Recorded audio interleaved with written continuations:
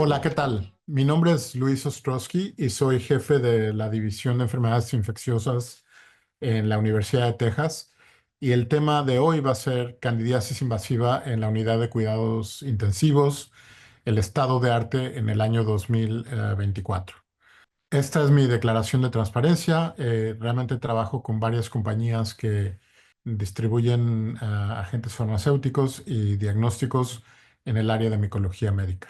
Y para empezar, quisiera un poco de estadística. Este es un estudio de los Centros de Control de Infecciones de aquí de Estados Unidos, donde se ve la prevalencia y el impacto de las enfermedades fúngicas en hospitalizaciones en nuestro país. Y como pueden ver ustedes, cuando hablamos de Cándida, estamos hablando casi de 27,000 hospitalizaciones al año, con varios millones de visitas extrahospitalarias al año también, con un costo de 3 billones de dólares. Entonces, definitivamente estamos hablando de un problema de alta relevancia en el ámbito tanto hospitalario como extrahospitalario, con un gran costo de salud pública. Y para empezar, vamos a hablar de nuevas tendencias en epidemiología de Cándida. Desde el punto de vista de Cándida como infección nosocomial, este es nuevamente un estudio del Centro de Control de Infecciones, donde se demuestra la frecuencia de diversos organismos como causa de infecciones del torrente sanguíneo. Y como pueden ver ustedes, Cándida es la causa número 2 de enfermedades del torrente sanguíneo, únicamente siguiendo al Staphylococcus aureus. Desde el punto de vista de especies de Cándida, pueden ver ustedes en esta diapositiva que Cándida albicans continúa siendo la especie de Cándida más frecuentemente vista en todo el mundo, pero si ya vamos a las otras especies de Cándida, vemos que pueden variar las proporciones. En Norteamérica, Cándida glabrata, Cándida parapsilosis son aún las más frecuentes, pero si estamos yendo a Europa, a algunas regiones de África, del Medio Oriente, de Asia, es que empezamos a ver que Cándida parapsilosis o Cándida tropicalis tienen mayor papel. Y este mapa también nos marca algo muy, muy interesante, que es países que han reportado tanto Candida auris como Candida parapsilosis resistente a fluconazol, que es uno de los temas que vamos a hablar igualmente de epidemiología. Hablando de Candida auris, todos estamos familiarizados con este patógeno. Esta es una especie de Cándida que emergió en el 2009, que ha estado esparciéndose a través de todo el mundo. Y la preocupación con Candida auris es que puede ser multidrogo resistente y es de muy alta transmisibilidad dentro del ámbito hospitalario. Entonces, es como que la tormenta perfecta, un microorganismo multidrogo resistente que se transmite muy eficientemente en el hospital. Y definitivamente podemos ver el impacto de la pandemia de COVID-19 en el aumento de Candida auris. Esta es una gráfica que demuestra la incidencia de Candida auris y vemos cómo aumenta dramáticamente a partir del año 2020, que fue nuestro primer año de la pandemia. Otra tendencia a vigilar es la emergencia de Candida glabrata resistente a equinocandinas. Por lo pronto, esto parece un fenómeno local en ciertos hospitales, ciertas regiones, pero definitivamente es algo que debemos de vigilar con mucho cuidado. Y como pueden ver ustedes en este estudio de la Universidad de Alabama, uno de los factores principales de riesgo para tener Candida glabrata resistente a las equinocandinas es el haber utilizado una equinocandina en los 3 meses previos al episodio que se está analizando. Y por último, dentro de epidemiología, quisiera nuevamente discutir la emergencia de Cándida parapsilosis resistente a fluconazol.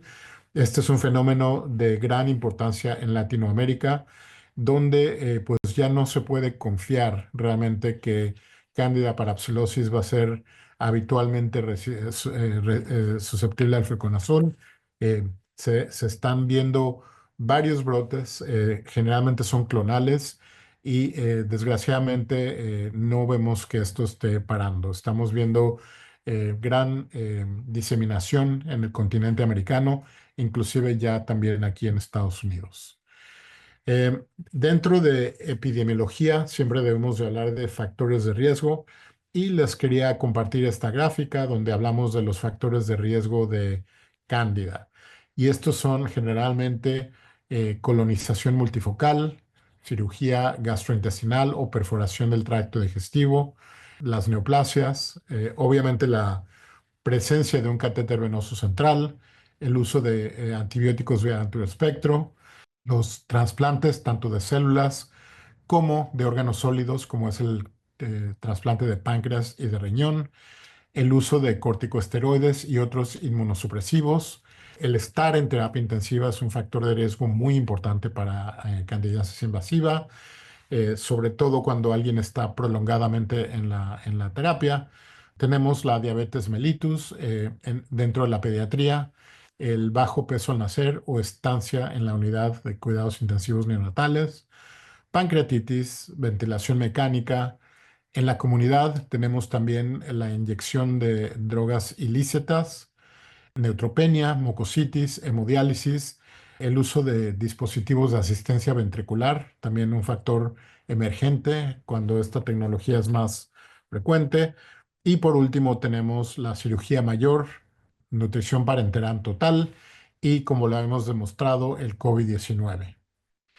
Los problemas principales que tenemos con Cándida es que el estándar de oro, que es el hemocultivo, es negativo en el 50% de los pacientes.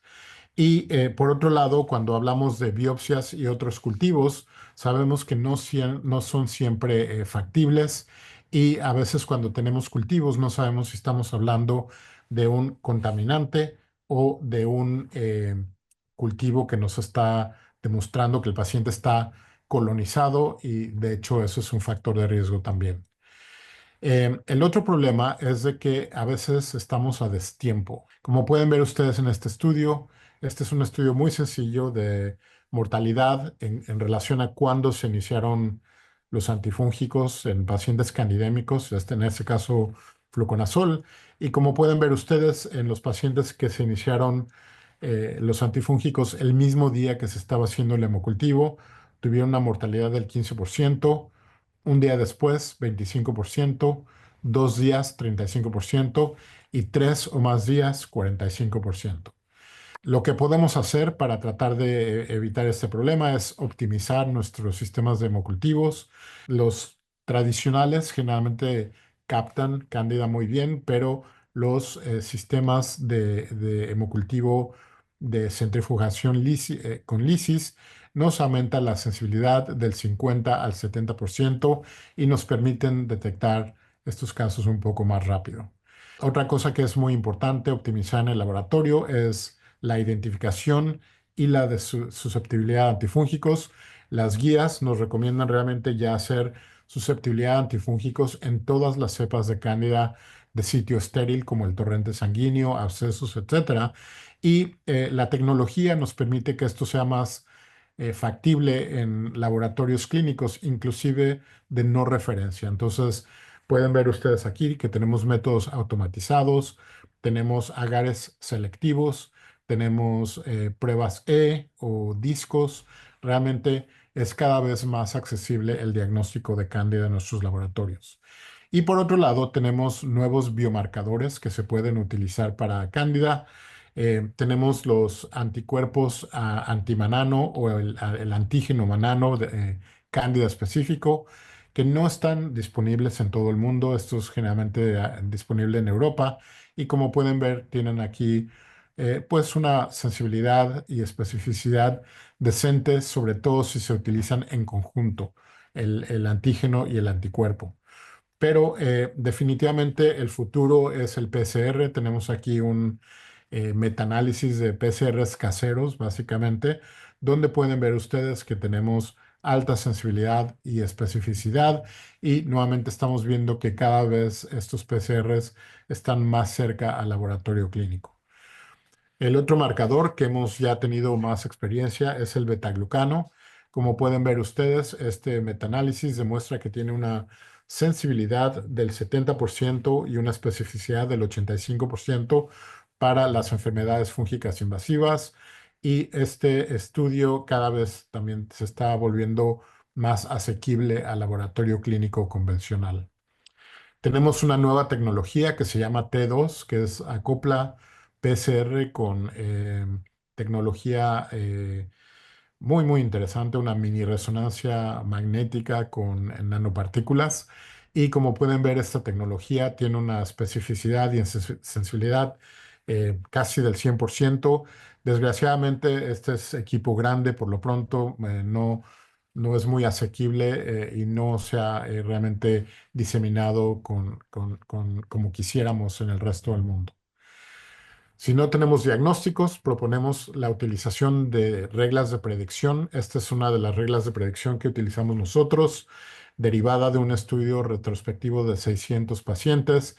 Y como pueden ver ustedes en esta diapositiva, pacientes que han estado en terapia intensiva por lo menos 4 días y utilizaron ventilación mecánica, catéter venoso central, antibióticos de amplio espectro y que tuvieron un factor de riesgo adicional que se ven en la diapositiva, tuvieron una incidencia por lo menos del 10% de candidemia o un riesgo relativo que excedía el 4%. Y cuando ya tenemos nuevos diagnósticos y nuevas estrategias, podemos realmente acceder a nuevos paradigmas en el manejo de la cándida. Generalmente en candidemia estamos trabajando del lado derecho de esta diapositiva, que es el diagnóstico definitivo y el manejo de secuelas. Pero si tenemos nuevamente estas herramientas, podemos acceder a profilaxis, a terapia precoz, a terapia empírica.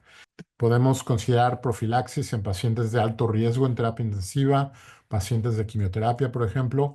La terapia precoz asume que tenemos un paciente de alto riesgo que está asintomático y tenemos algún marcador positivo para este paciente, como cultivos de colonización o betaglucano, que nos hace tratar la enfermedad tempranamente. Tenemos la terapia empírica, que es lo que hacemos en terapia intensiva todos los días, que nuevamente asume un paciente de alto riesgo y conociendo las limitaciones de los hemocultivos y de nosotros diagnósticos, pues si el paciente tiene suficientes factores de riesgo, podemos tratarlo empíricamente como si supiéramos que tiene la candidemia.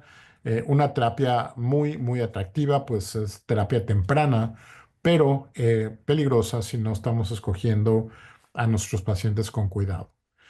Algunos ejemplos de estas intervenciones de profilaxis en terapia intensiva. Tenemos este metaanálisis de 4 ensayos de sitio único y lo que demuestra este metaanálisis es que la utilización de fluconazol disminuye el riesgo de candidemia, pero no mejora la mortalidad, con las limitaciones de que ni el metaanálisis ni los estudios que entraron al metaanálisis tenían el poder para detectar una diferencia en mortalidad. Tenemos este estudio que hicimos hace varios años de caspofungina contra placebo para tanto profilaxis como terapia precoz en candidemia. Y como pueden ver ustedes en esta diapositiva, en el análisis de profilaxis, hubo una disminución no estadísticamente significativa del riesgo de candidemia, pero en el análisis de terapia precoz, donde estábamos tomando en cuenta el betaglucano, encontramos una disminución estadísticamente significativa, lo que nos demuestra que tal vez la forma de ir en el futuro, realmente si tenemos acceso a los biomarcadores, es más bien la terapia precoz basada en marcadores que la profilaxis.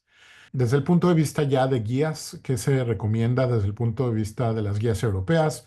Pueden ver ustedes que la profilaxis en terapia intensiva tiene pues unos scores relativamente bajos. El más alto es B1 y los demás son de C1, que es básicamente buena evidencia, pero beneficio incierto de la profilaxis. Y ahora pasando a terapia precoz, nuevamente reanalizando este estudio, vemos que en la población de terapia precoz sí hay una disminución estadísticamente significativa, lo que nos indica que tal vez los ensayos del futuro deban de enfocarse a esto. Quisiera compartir el estudio Empiricus, que fue un estudio de micafungina contra placebo como terapia empírica. Esto ya es terapia empírica. Y como pueden ver ustedes, aunque la tendencia favorece la micafungina, esta fue no estadísticamente significativa, pero nuevamente nos demuestran que las poblaciones que más probablemente se vayan a beneficiar de estas intervenciones son pacientes con Candida score alto o con alto nivel de colonización o los pacientes que ya tienen betaglucano positivo. Entonces, nuevamente, este es uno de los estudios que nos demuestra que en el futuro tal vez debamos alejarnos de la terapia realmente empírica y apoya al utilizar a la terapia precoz con algún tipo de marcador como una estrategia más viable. Hablando del betaglucano, este es otro hallazgo muy importante, que el betaglucano tiene un poder predictivo negativo muy, muy alto, excediendo el 99%, por lo que se antoja a utilizar al betaglucano como un método de escalación de terapia empírica. Es decir, tengo a mi paciente séptico, sospecho que tiene cándida, inicio antifúngicos, pido un betaglucano y si el betaglucano es negativo, tengo un 99% de certeza de que este paciente no tiene candidemia y puedo parar esos antifúngicos que había iniciado empíricamente. Y ahora ya desde el punto de vista de tratamiento como tal, tenemos una pequeña vista de la historia de los antifúngicos. El primer antifúngico desarrollado para terapia sistémica fue la nistatina y era tan tóxica la nistatina intravenosa que la anfotericina B fue un gran avance en ese momento. Tenemos 2 o 3 décadas donde casi no hay desarrollo de antifúngicos. Los años 70 y 80 se caracterizan por el desarrollo de los azoles, tanto de primera como de segunda generación. Y después en los 90 tenemos el desarrollo de las formulaciones lipídicas de anfotericina B, que ahora nos permiten administrar anfotericina B con alto grado de seguridad. Y a partir del año 2000 tenemos las equinocandinas y la segunda generación de triazólicos, donde nuevamente ya tenemos muchas más opciones de tratamiento para nuestros pacientes. La piedra angular para el manejo de la candidemia en este año, realmente en este momento, es las equinocandinas. ¿Por qué? Por este análisis que les estoy compartiendo en esta diapositiva. Este es el estudio MSG02, que fue un metaanálisis a nivel del paciente de todos los ensayos clínicos mayores de candidemia publicados hasta ese momento. Y en este estudio, donde realmente se armonizaron las bases de datos de todos los ensayos clínicos, entonces no es un metaanálisis como tal, sino es más bien un reanálisis de las bases de datos primarias de todos los estudios. Se demuestra que los factores de riesgo que se asocian a mortalidad aumentada son la edad, el score Apache 2, que nuevamente nos dan validez de este modelo, la terapia inmunosupresiva y la infección con Candida tropicalis. No porque Candida tropicalis sea más patogénica, sino que más bien esta especie de Cándida se asocia a inmunosupresión. Básicamente creo que aquí hay un poco de traslape en estos dos factores de riesgo. Y los factores que se asocian a una disminución en la mortalidad son la remoción del catéter venoso central y el uso de quinocandinas, que definitivamente disminuyen la mortalidad a la mitad o por lo menos una tercera parte de la mortalidad. Y es por eso que las guías que les voy a comentar a continuación realmente enfatizan la remoción del catéter venoso central como una estrategia primordial y la utilización de quinocandinas como de terapia de primera elección. Tenemos datos ya más contemporáneos que nuevamente nos indican la preferencia de las equinocandinas. Este es el estudio ACTIVE que comparó casfofungina contra isavuconazol y pueden ver ustedes que no hubo diferencia realmente estadísticamente significativa, aunque realmente se favorece el uso de casfofungina y no porque el isavuconazol no funcione en esta infección, sino que más bien nuevamente es más información que demuestra que el uso inicial de quinocandinas probablemente nos dé esta actividad fungicida inicial que es muy, muy importante. Tenemos aquí el estudio más nuevo en Candidemia publicado, es el estudio de Reza fungina contra caspofungina para candidiasis invasiva. Resafungina es una quinocandina de vida media muy prolongada, se dosifica una vez a la semana básicamente y como pueden ver ustedes en este estudio no hubo diferencia de mortalidad entre las dos equinocandinas, aunque la resafungina tiende a aclarar los hemocultivos más rápidamente que la caspofungina. Entonces, esta es nuestra nueva equinocandina y estamos muy emocionados de empezar a utilizarla. Desde el punto de vista de las guías, tenemos aquí las guías de la ITSA, donde pueden ver ustedes que los puntos principales son que las equinocandinas son la terapia de primera elección. El fluconazol se utiliza como terapia de descalación tan tempranamente como el día 5 al día 7. Se recomienda un examen fondoscópico dilatado en todos los pacientes con candidemia para descartar sobre todo diseminación o endoftalmitis que cambiarían la duración de terapia. Se recomiendan hemocultivos diarios hasta que se negativicen y porque esto nos va a marcar nuestra duración de la terapia. Se recomienda en casos no complicados tratar por 14 días desde el primer hemocultivo negativo. En casos complicados tratamos de 4 a 6 semanas con antifúngicos. Nuevamente, remover los catéteres venosos centrales si es posible. Se fomenta el uso de terapia empírica basada en reglas de predicción. Se menciona que hay valor limitado para el paciente en terapia intensiva y se enfatiza que no hay que tratar la colonización de la vía aérea o urinaria con cándida, ya que esto no tiene realmente ningún beneficio para los pacientes.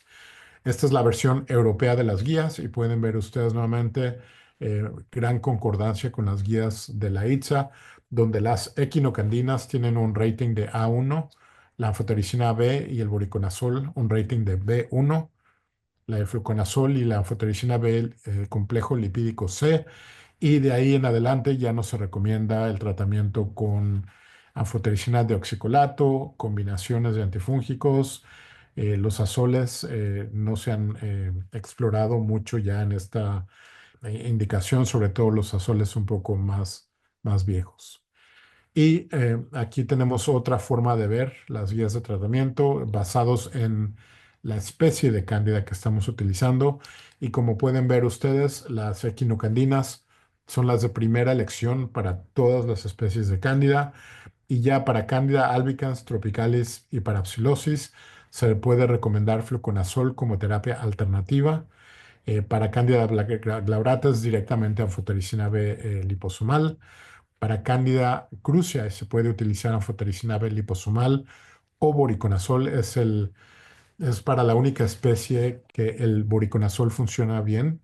Y para Cándida auris, definitivamente, si no puede el paciente recibir una quinocandina, nos vamos a anfotericina B directamente. Y ya para terapia de descalación, básicamente se maneja fluconazol o voriconazol. Y para Candida auris, desgraciadamente, no tenemos una terapia de descalación oral en este momento.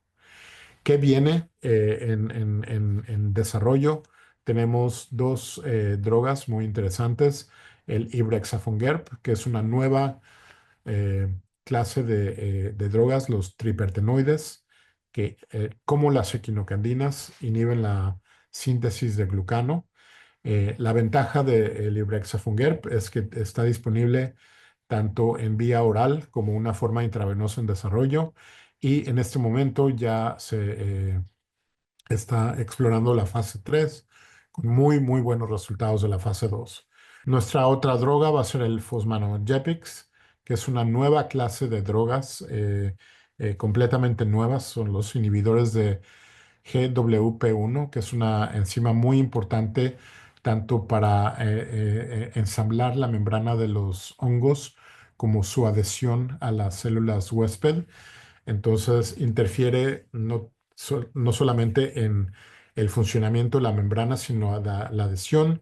Este medicamento está disponible en forma intravenosa y oral y tiene muy buenos datos de fase 2 en candidiasis invasiva, actualmente en desarrollo de fase 3.